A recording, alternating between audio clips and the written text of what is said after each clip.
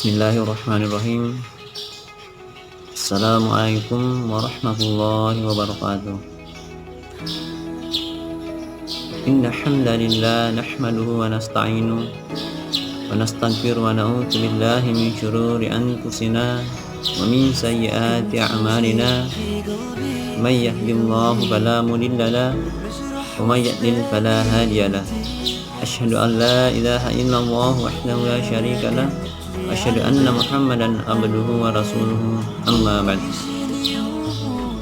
Pertama-tama dan paling utama, mari kita panjatkan puja dan puji syukur atas kehadiran Allah Subhanahu wa taala yang masih memberikan kita nikmat, baik berupa nikmat kesehatan, kekuatan, dan nikmat iman, sehingga kita masih melaksanakan atau beraktivitas pada hari ini.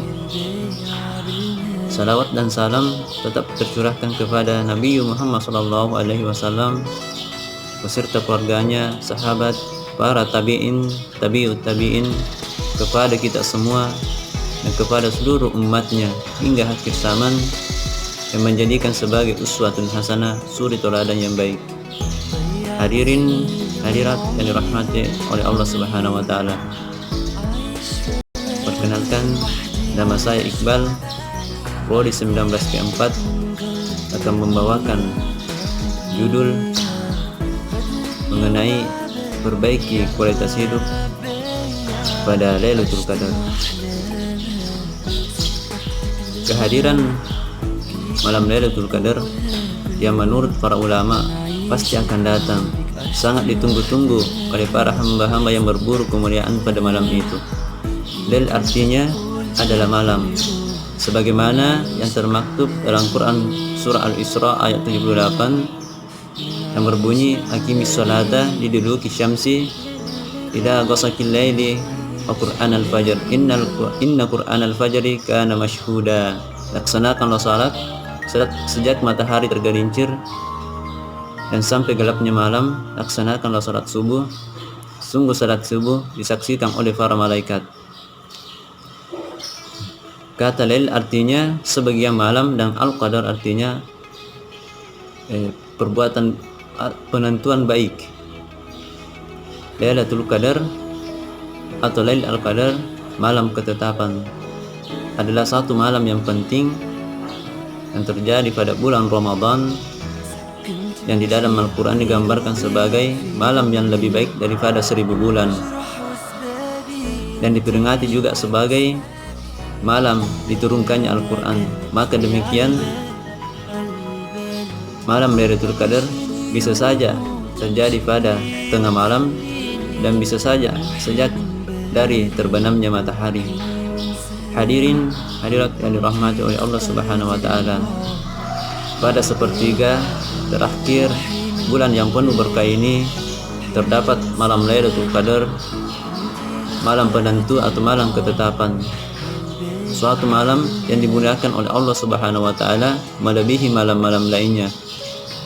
Nah, pada malam itu atau pada malam yang penuh berkah itu, semua urusan manusia dan hamba-hamba yang berjuang dan berburu keberkahan pada malam Lailatul Qadar bisa mengubah dan memperbaiki takdir, jalan dan kualitas hidup yang lebih baik. Di antara kemuliaan malam tersebut adalah malam yang penuh keberkahan, sebagaimana Allah berfirman dalam Quran surah Al-Dukhan ayat 3-4, yaitu inna anzalnahu fi lailatin mubarakatin inna kunna munzirin fiha yufriku kullu amrin hakim. Sesungguhnya kami menurunkan Al-Quran pada suatu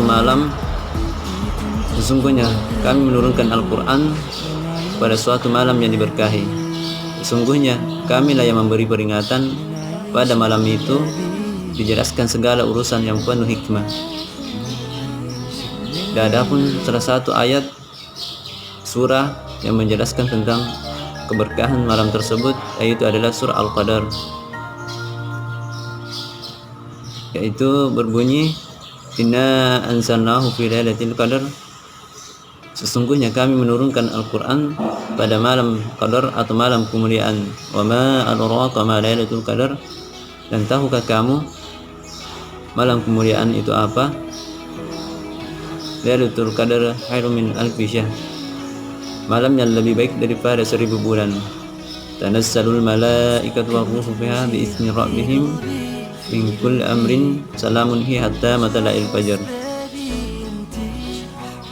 Dan pada saat itu, pada malam itu, malaikat turun dan ruh Jibril dengan izin Tuhannya mengatur segala urusan. Dan pada malam itu sejahtera sampai terbitnya fajar. Mengenai kapan terjadinya malam Lailatul Qadar, ada yang memilih pendapat bahwa Lailatul Qadar adalah malam ke-27 sebagaimana ditegaskan oleh Ubay bin Ka'ab radhiyallahu anhu.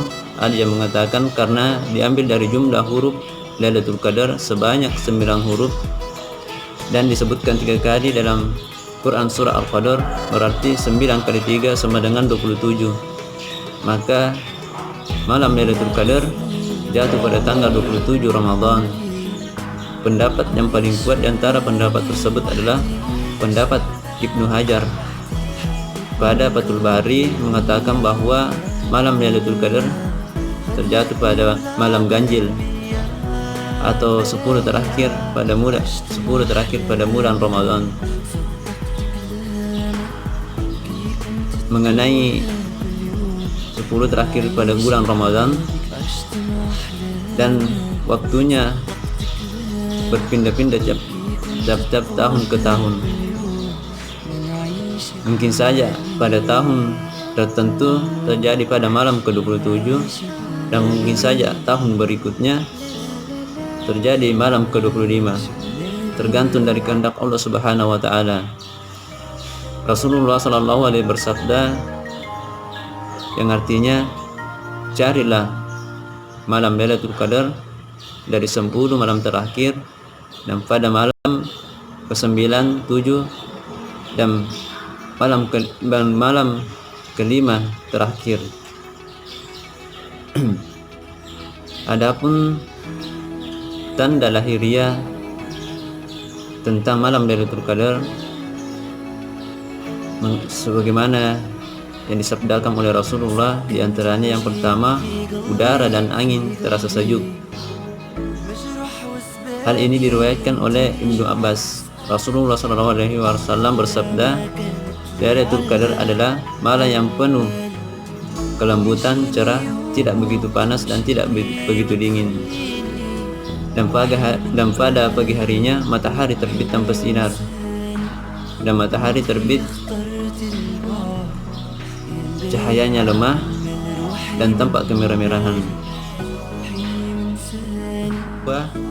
yaitu malaikat turun membawa ketenangan dan manusia merasakan ketenangan dan kelezatan dalam beribadah yang mana tidak didapatkan di hari-hari lainnya.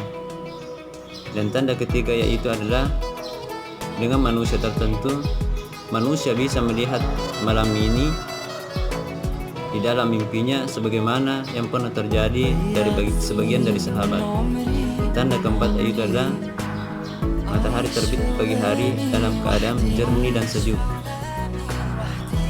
Sebagaimana hal ini diriwayatkan juga dan sesuai pada riwayatan Rasulullah SAW bahwa subuhnya malam Lailatul Qadar matahari terbit tanpa sinar seolah-olah mirip bejana sampai terbitnya matahari, terbenamnya matahari.